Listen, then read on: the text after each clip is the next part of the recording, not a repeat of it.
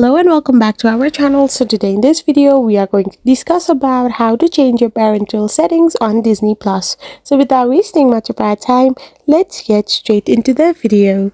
So to give your parental control or to change any of the settings that comes under your parental control, all you need to do is simply get logged in into your account. So once you are logged in into your Disney Plus account, you can now go to your profiles. So here you can simply go to the kids profile that you have created and hit the pencil like icon, which is basically the edit option. So once you tap on it, you will end up in this kind of interface where you can see the parental controls. So here you can simply switch on the toggle, which will allow you to get kids profile on, and it will only show channels that are kids friendly. And from the content rating side, you can also choose or select the age appropriate contents that are allowed to be shown to your kids. So by doing this, you can simply change your parental controls on your Disney Plus account.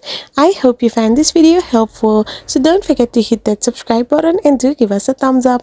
We will be back again with more informative videos like this. Thank you for watching.